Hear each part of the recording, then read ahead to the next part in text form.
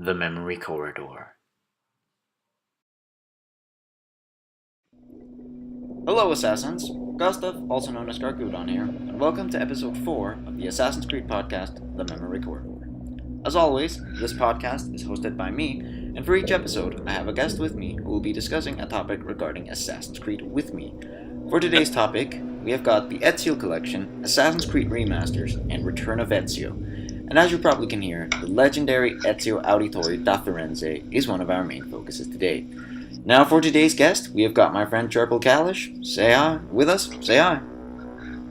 Greetings, Assassins. Greetings, Gustav. It's a pleasure to be here. Thank you for having me. No problem. Now, just to those who might not know about you, tell the audience a bit about yourself and the awesome things that you do here in the Assassin's Creed community. Yeah, hello. Well, to start off, my name is Charbel Kaloush, and I'm from Lebanon. Well, I started off, Gustav, as everyone else here in the community as a fan, and just over the years with Ubisoft, working with them on certain giveaways for the community and collaborations on streaming and other projects. I've been recognized as an ambassador for Ubisoft, and I'm here and recently acclaimed an ambassador for Assassin's Creed, the franchise. It was a huge honor, me joining them over at Gamescom in E3 2016. Well, yeah, pretty much it. So I'm a Ubisoft ambassador and Assassin's Creed representative, and well, I've been doing a lot of stuff over the years for the community, and especially giveaways. So it's mostly giveaways for the community, and that's it. Yeah. That's awesome. So yeah, as you can hear, Charb's a pretty cool guy and does some awesome things. And should you be interested in staying up to date on all of these things, links to his social media pages will be in the description below. But now, without further ado, it is time to kick off the topic discussion of today. So let's just get right to it. Now, for the first time since the first episode, the topic isn't chosen by the guest, but more by me. And when I say that, I mean I've chosen the topic, but with the guest's approval and or agreement, of course. So, the reason for this Ezio topic coming to my mind is first of all because Ezio Auditore da Firenze is a legendary fan-favorite Assassin's Creed character probably all of us know and love. The 3 games featuring this legend have just been remastered for the new generation of video game consoles, and this is giving fans the opportunity to re-experience Auditore's journey with, amongst other things, greater graphics. And this remaster is, if I'm not mistaken, the first AC product featuring Ezio since the Assassin's Creed Ember short film from 2011, and that is 5 years. Now, as the Ezio collection just got released, I feel like it's the perfect time to discuss this topic. Now, today we are going to dig deeper into a possible return of the legendary Italian assassin, release of the Ezio Collection, Assassin's Creed Remasters in general, and possibly with more on top of that. So, just before we kick this off, do you have anything to say or ask? Well, I don't know. I'm just excited for the community just to experience the Ezio Collection. Just again over on new generation consoles. It's great from Ubisoft just to bring back the most beloved of the franchise, Ezio Auditore da Firenze. And I think, Gustav, you'll hear my Ezio impression throughout the podcast a little bit, so I'm gonna give the community that, yeah. Alright. So, alright. With all intros and such out of the way, let's just get straight to the topic discussion. And as always, the topic discussion is based on an amount of questions regarding the topic, and I have some magnifico questions ready right here, so let's just get right to it. So, the first question I have for you is, if you were to see Ezio Auditore da Firenze return as a playable character, in what time period would you like another story with him in focus set?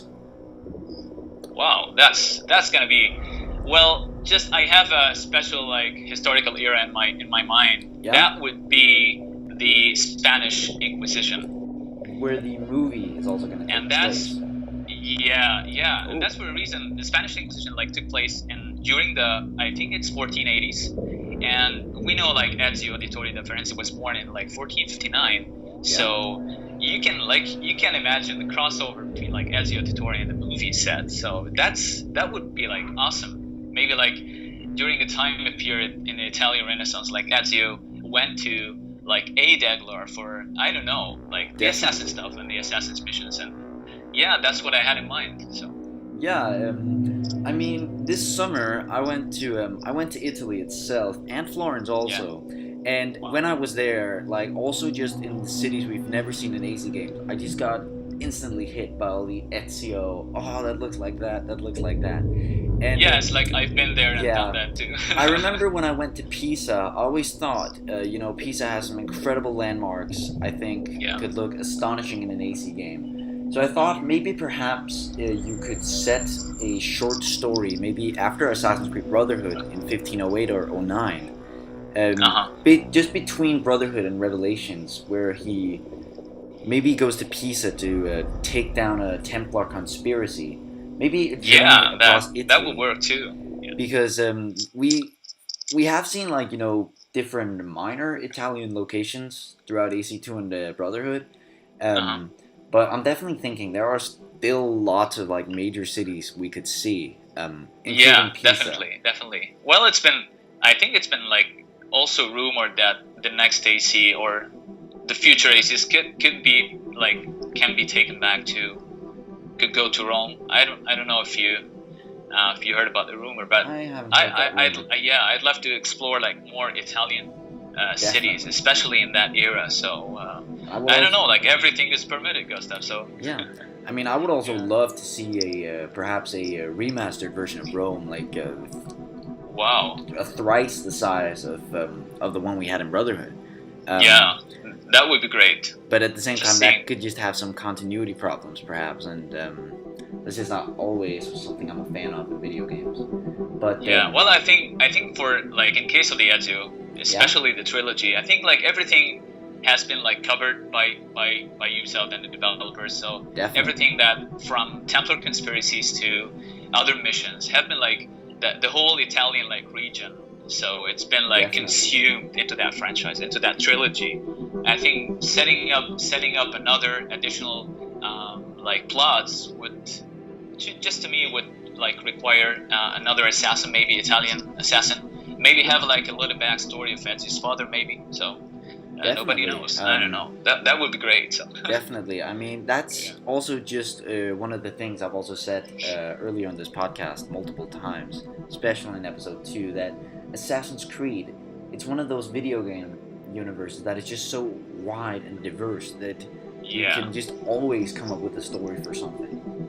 Yeah, I hear you. And then you can just maybe, even though it doesn't relate, maybe make fan fiction about something in the 14th century, which we've never really heard about, unless, except for Jacques de Molay in Unity. Yeah. Yeah.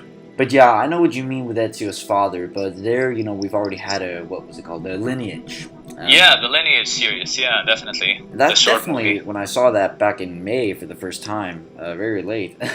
Yeah, but I definitely saw there, that definitely sets up some exciting points for what Yeah. we later see.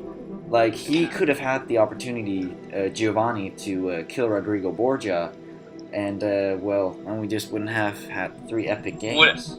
Yeah, definitely. That ended Yeah. with Gustav. So yeah. Yeah. With Giovanni, I'm sorry. So we couldn't play like Ezio trilogy at all. So. Yeah, that's Yeah. it. But I'm definitely thinking, to wrap this question up, I'd say if I were to see Ezio return, I'd definitely like to see him for the most part, between Brotherhood and Revelation, and perhaps also maybe even follow along his journey to Constantinople Yeah. as he travels. Yeah. You mean the travels like from Rome to Masyaf maybe? Yeah, Perhaps. he says in the Yeah. CG trailer that it took him like 10 months. Yeah. Yes, definitely. Definitely. And on the way, he must have like taken care of some Templar stuff here and there. Yeah, maybe he met like another assassins on the way. So Definitely. we could. Yeah, that. Wow, they look like endless opportunities for us to explore Definitely. and to speculate. Yeah, And about also, the future. just because his outfits have always looked so badass, maybe he upgrades his Roman outfit to something more master assassinish, and then he upgrades Yeah. that to like more Yeah, maybe. Middle maybe. Eastern themes, dyes it and Or changes gear and such. yeah, or just a little bit of a story. How like Yusuf, he told him, you seem to be travel much. I think Yeah. on the boat. No, wasn't Yusuf. So was at the entrance. I don't remember his name, but I think it was the prince. I think I don't know Prince what he was called. Ahmed or something. No, it was Ahmed. So he told him, by the looks of your outfit, so you seem to have traveled much. So we want, if we focus, and regarding your question, Gustav, so if we take that part, the traveling part of Ezio, so he's been like through many places, from Rome to Revelations, or even from the Italian Renaissance and AC2 to Rome. If we can explore that traveling parts of Ezio, that would be awesome. So if he'd return, maybe in a short film, maybe an animated film, or just, I don't know, like a short game, a DLC or whatever. So I'd like to explore what you said, the traveling parts of Ezio. So that would be awesome. Definitely. And just one last thing here, and then let's hop to question 2. I definitely think, I've always thought that, Ezio, maybe we've had 3 games with him, but he's so epic, we want more. I'm thinking it wouldn't have to be an entire game, but maybe kind of like we've had in the past 2 games, like these small missions where you play as a different character, World War I specifically. There definitely could be maybe these Animus or Helix loops where you find out this guy is related to Ezio, and then you explore some unexplored memories of his. Some of his memories, sure, that would be awesome. Definitely. So, do you have anything to add to this, or should we hop to question 2? Like besides what I said in the first place, that I would love to see Ezio return to the series as in that era Spanish Inquisition, because I've been reading a lot about the Spanish Inquisition, especially when the movie was announced. So I think it's an era that has potentials, and even like Ubisoft wants can have the ability just to expand on this, even just with iterations on games, not just the movie. So like they did with Ezio. So you have now like Assassin's Creed movie coming out in December. We can have like games on the Spanish Inquisition, because it's a massive era, and great things happen there. So I'd like to explore more of this era. Definitely. Yeah, it's sad to hear that. Just it's personal thought that the movie is like more centered on the modern section and not the past. So it's like 30 to 40% on the past, I think, and the other is the present day, modern day. I mean, I don't know. You say with the movie. I mean, it kind of looks like from the trailer a bit. I'm not saying it is, but it kind of looks like what could be a time travel movie elements. That you hop between past and present, and the guy who's in quote signs projected into the past. He's like doing the same movements. I mean, definitely, and just with Michael Fassbender, X-Men: Days of Future Past is what I'm thinking about. Like one of my favorite movies. Oh my God, that was Wolverine. That's he's awesome. into the past, and when he's attacked, he moves his arms in the present. It's just gonna be awesome. Yeah, I think even if he assassinates or like parkour on walls, and we can see on the part of the trailer that like Aguilar and Michael Fassbender is doing the same moves, so it's awesome. All right. So, shall we hop to question 2? Yeah. All right. Let's go. If other Assassin's Creed titles were to be remastered for PlayStation 4 and Xbox One, which ones would you like to see? That's definitely Assassin's Creed 1. Back to where all it started. Back to Assassin's Creed 1. Just it.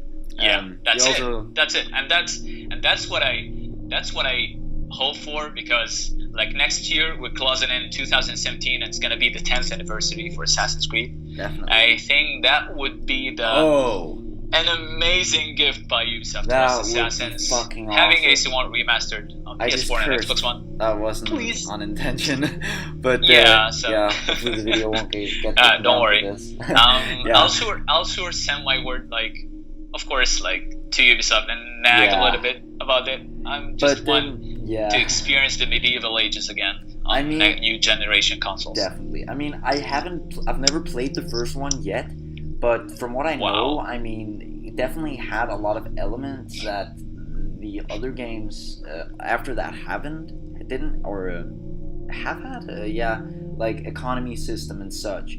And if they could add that, like maybe remaster the game totally, but without making it too much of a new game, that could definitely be a surprise. Yeah, definitely awesome. Well, just let's give some credit here to, after your permission, Gustav, to Prince of Persia, because if it weren't to Prince of Persia, and if you know the history of the game, we couldn't have had Assassin's Creed today. So definitely, if you know the story, so the Prince of Persia was the next Prince of Persia was meant to be entitled, I think, Prince of Persia Assassins. So I don't know if you saw the video of the project ever back since. I think I saw a bit of it. Yeah, it's a concept that Patrice Désilets had like a group of assassins protecting the prince. Yeah. And when he introduced the project to like Ubisoft, so they said no. They said like they didn't say no, but the project wasn't like that tangible and just could be developed, and hence Assassin's Creed was born. Definitely. Yep.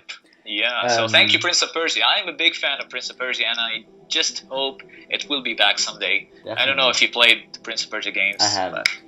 I mean, I'm just thinking with remastered titles, as I said, they could add that much more to it, but without taking away too much of the original stuff.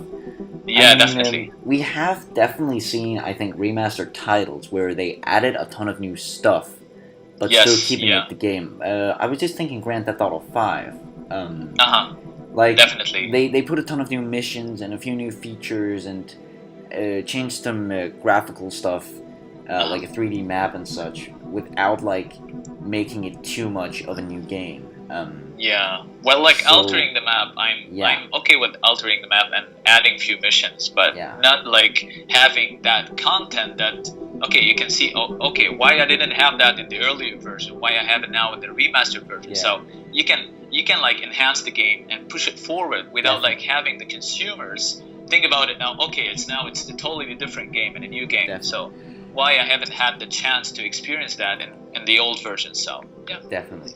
Now, just to get to my side of this question, because this is something I remember I thought about for about a year now, maybe a bit less, but it's something I've just thought about for a long time.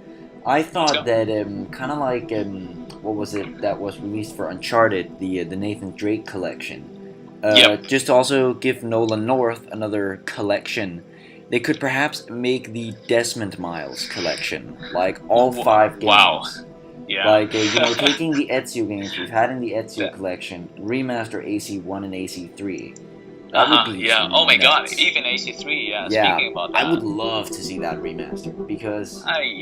Because, it had amazing landscapes. I'm definitely especially say that. Especially that magic, so stepping in first into the frontier I was like, and I was gasping. So what is that? It's a playground that we can like climb trees, hunt deers using the crossbow. I don't know, parkour between branches. That was the moment where I fell in love with, I don't know, AC3 was a huge...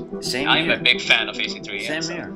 I mean, and if they could like redo the foliage system completely, like add moving. Definitely. The thing they've done with Assassin's Creed 4. Like make the animals much more diverse. Yes, definitely. Like their skin blow in the wind and such. Oh, that would be awesome, because the graphics are great. But the graphics are great even on old generation consoles. But I'm thinking the fact that it was made for old generation definitely also gave them some. It gave them I can't remember the word, but it gave them a few restrictions, definitely. So I'm thinking if they take full advantage of the new systems, they can definitely make AC3 amazing. You could and then of course just include the Ezio games we've already had, and AC1 remastered. I mean, I remember I've also talked to other people about it, and there's one thing at a time, dude. But I'm definitely thinking it would be an amazing project. The Desmond Miles collection. The Desmond, wow, that would be a great opportunity, even to add now like 2 Desmond Miles. So just add a little bit of story, maybe a backstory of him, maybe just I don't know, just that would be great. Yeah, great idea. I guess. Because then we also, because the thing about that would also be, then we have all Assassin's Creed games for like all main AC titles for new gen consoles as well. Yes, yeah. Because now we've had Ezio, Black Flag was released originally, and because then you can play every AC game and just own a PS4, for example. So we're just missing out on AC1 and AC3. So definitely. Yeah. I'm thinking remastering those two titles would be great. Let's hope for something happening in 2017. I'm pretty sure Ubisoft is thinking about it, so I'm pretty sure, and I just hope AC1 comes back fully remastered on new generation hardware. So it's not like the Ezio collection. So remastered, revamped from the ground up. So that's what I'm thinking. Redo the Ezio games. That would be nuts. Because I'm thinking, I remember, I think it was the Halo Master Chief Collection a few years back.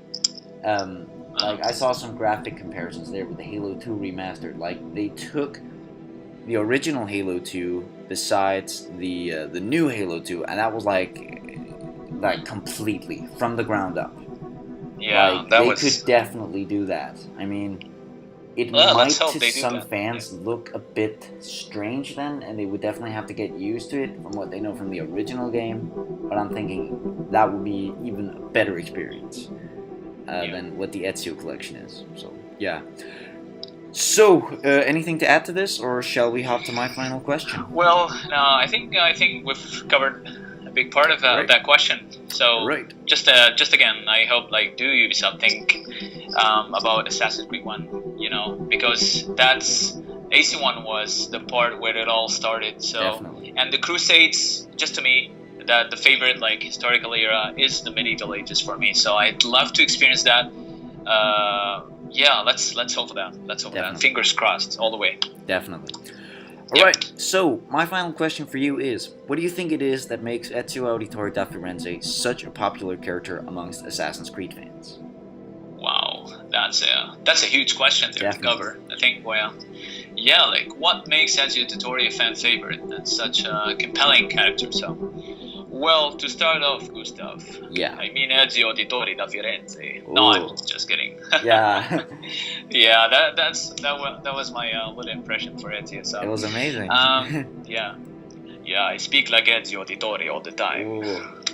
Yeah. So. Yeah. Let the community hear a little bit of that. So.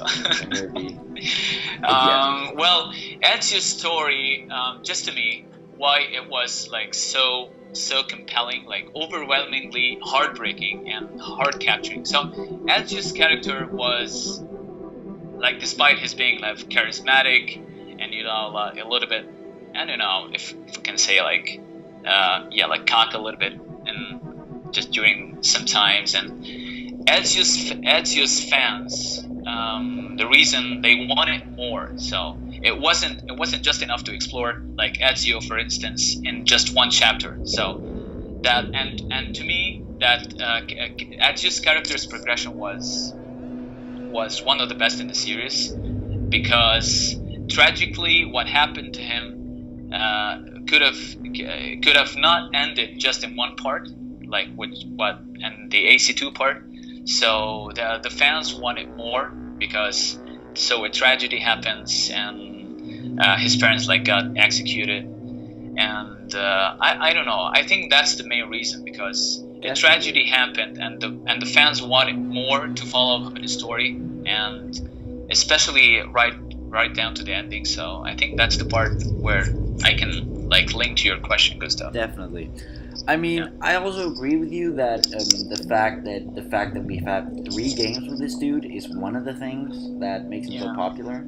And awesome. I also think with Watch Dogs, Watch Dogs 2 that just came out. A lot of people, they weren't overly satisfied with the first one, but they're saying, even fans of the first one says the second one here is a massive improvement over the first one. Yeah, it is. And, it is. I've been playing it for days. What I know, it is. Yeah. The first Assassin's Creed was great, but then they took AC2 and completely made it the same. Yeah. And I think from the beginning, all right, this is Ubisoft definitely thought back then. This is our chance to make something amazing. So we're gonna make a that was a story bold move by that Ubisoft, takes by the like way. 50 years with this character. So we had an AC2 story that was like 90 missions long. We have a Brotherhood one, and then we had like the Revelations one. Revelations. I mean, I think it's just the fact that he's such an interesting character. He lost his family, and that just forms the rest of his life. And just takes you through I don't know how many journeys. He meets so many new people, and I mean, absolutely. So his character was compelling to an extent that as I mentioned, so the fans wanted more. What happened to him? So he wants to revenge his family. So he found out conspiracies in the Italian Renaissance. He went back to Rome. So the fans was eager just to find out what's next for Ezio Auditore, and that's what made Ubisoft just elaborate and expand that character to three series, and especially at the end they had a short movie for him and how he died, Embers, of course. Yes, so and that was the fact that you said with the emotions and such that I think we saw in AC2. It's just I was never like struck by the fact. I think it was too intense when his family died. I mean, I only began to like really feel the emotions at like his final days, like Revelations and Embers. And as I also wanted to say that before, not to sound like rude or sadistic or whatever word you can use, but hadn't his family died, Ezio's life wouldn't have been as great as it otherwise would have been. Who knows what would have happened, perhaps. Yeah, I don't know. So I think it's so. What happened to his parents forced him to follow the assassin's path in the first place. So that was the moment where fans like said, okay, the parents died. What's he gonna do next? He's gonna find like Templar conspiracies, and such stuff that makes the story just such great. And we can also agree that I think that's it. That Ezio, he's just a badass as well. He's a genuine badass. He is. Jumping, swinging badass. lamps, hidden blading everybody, and awesome outfits too. Awesome outfits, especially with AC2. Definitely. Well, speaking of outfits, good stuff. My favorite from AC2 was the Altair armor, the black one that you get at the end. Yeah, I mean, that was. I like the AC2 outfit. It's just the his Roman outfit just has more. Has definitely left a bigger impact on me. Yeah. It's much more charming, and also just his beard and ponytail is sexy too. Yeah, he is. Well, so. Yeah. Especially for the ladies of the community, definitely. They loved Ezio Auditore. I think that's definitely it. Ezio, he's a character that has an undeniable charm as well, and we've definitely also seen that in games. Beginning of Brotherhood, the Da Vinci DLC, and AC2 as well. That he's popular amongst ladies. Yeah. Well, yeah. So, and I think. Yeah. And also, I'll just say this and then let's slowly wrap this up. I mean, I also think he's a character. When it comes to friendships, he's definitely not that wide. Or he has connections, but other than that, like his only, I'd say, genuine friends would be Da Vinci and Claudia, of course. Leonardo, and Claudia, sister, yes, of course. When we look at characters like what are they, Machiavelli, Bartolomeo, characters like those, I'd say they're more connections of his than like genuine friends. Because that's really just Leonardo. Definitely. So definitely. Well, and it didn't just end there. So you remember the beginning of Brotherhood. So when Cesare came into the castle, into the fort, and like he Monteriggioni killed Mario Auditore, and that was So that was another tragedy that like forced Ezio to take paths to hunt down the Templars again. So that was, like Ubisoft made this just a little bit like a heads up for fans. So you're gonna see like more of Ezio. So now it's a revenge story yet again in Brotherhood. And he started expanding through Rome. His Brotherhood's like recruiting assassins and stuff. So I don't know. That was, I think the Ezio's tragedy, what happened to his life, is the main reason why the fans was aching for more. So yeah, if you know what I mean. Yeah, I definitely know what you mean. And then also, in Revelations, his life is slowly fading out. Like, if I need to get married, it's now. That was right down with the feels, man. I don't because know. That's also it. Just I'll just say this and then let's wrap this question up. I mean, I also just think with he's also a character when it comes to love interests. They definitely handled him right. Because that's definitely it. Like, even though he lost Christina, that's one of his most emotional moments, and we can definitely agree on that. Like, Sophia, was the right one for him, and we just and I just love in Revelations, not to turn this into a romance movie discussion, but I just think they handled it right. Like, he sees Sophia and just like instant love right there. Yeah, because she reminded him of Christina a little bit. What were you saying to me? Yeah, that's what I had in mind too. Yeah, and also when Yusuf comes and taps him on the shoulder. Yeah. What are you? Yeah. I'm you are Ezio da la la la. La la la la. Yeah. So I think, well, I don't know if I don't know, man. Ezio Auditore is such a huge character created by Ubisoft. He's the best. And he's the he's the most. He's il legenda d'Italia. Yeah, the Italian. Yeah. So do you have any questions? That was long. That was a good. Yeah, that was long and that was great and that was a good discussion, good stuff. Definitely. So I'm gonna go for Ezio now and definitely. I don't know. Just to say a little bit something with the community. The Ezio collection came out, but I don't think did you get the Ezio collection stuff? Just a question for you now. I just bought Watch Dogs 2, but I'm ready for Christmas, but maybe not because well, just to be honest. Yeah, I'm gonna get that like later because I have now like Watch Dogs 2, and I just wrapped up like Tomb Raider Rise of the Tomb Raider, and that's an awesome game. Well, so with like too much games just to buy it once. So I'll and then just go easy. I just don't have as much time for video games as I once had. So. Yeah, I know what you mean, especially like in my case. So I really like have times just today. So I've taken a week off from work just for Watch Dogs 2, just to post some stuff on the social media and connect with the community. Yeah, so it was awesome. All right. So before we slowly wrap this up, do you have any questions for me, or should we just slowly wrap this up? Any questions for you? I got some good stuff. Well.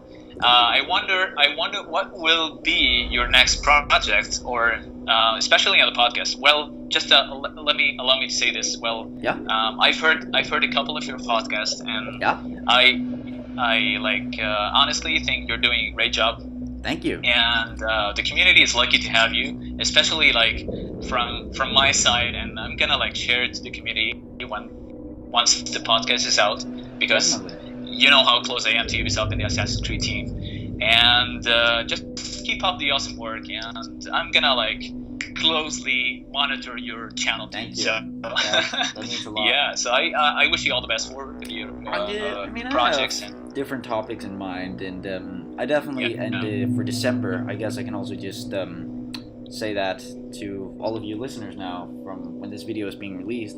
That later this month there's gonna be an Assassin's Creed movie special featuring 3 guests, and that is gonna be released December 21st.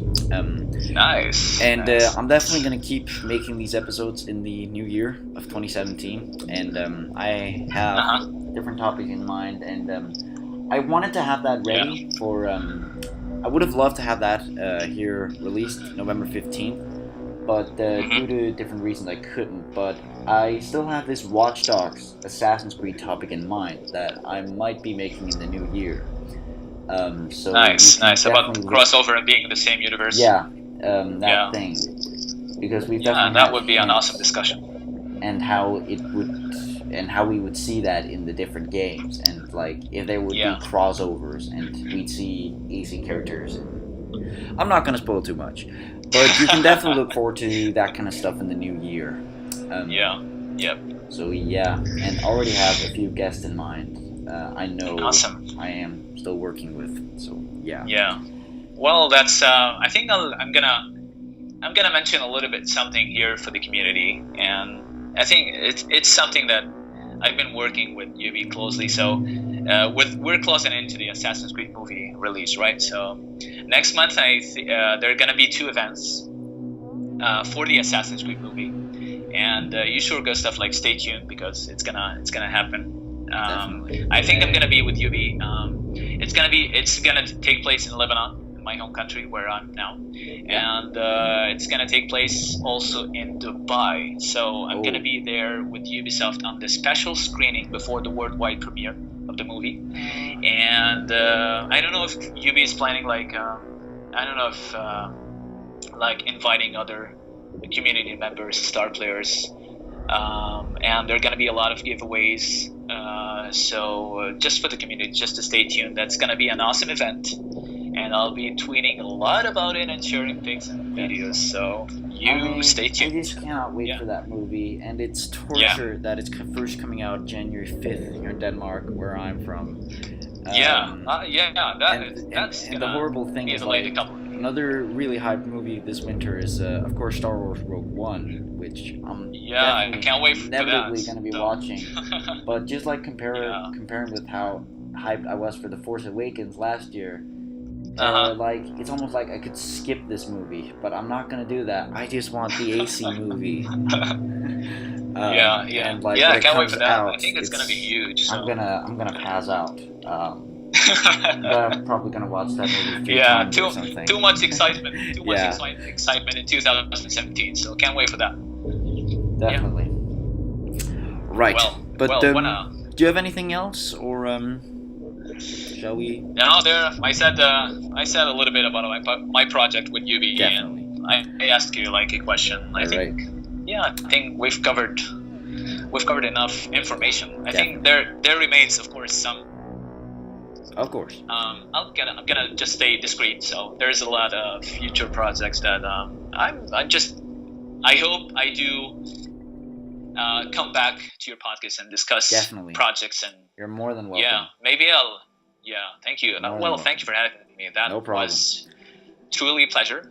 And what am I gonna say for the community? Like Assassins, I love you. Gustav, keep up the good work, and insieme per la vittoria.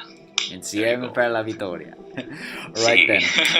I want to thank everyone for watching and listening to this episode of The Memory Corridor then, and I hope every single one of you enjoyed listening to me and Charbel discuss this topic as much as we clearly enjoyed discussing it.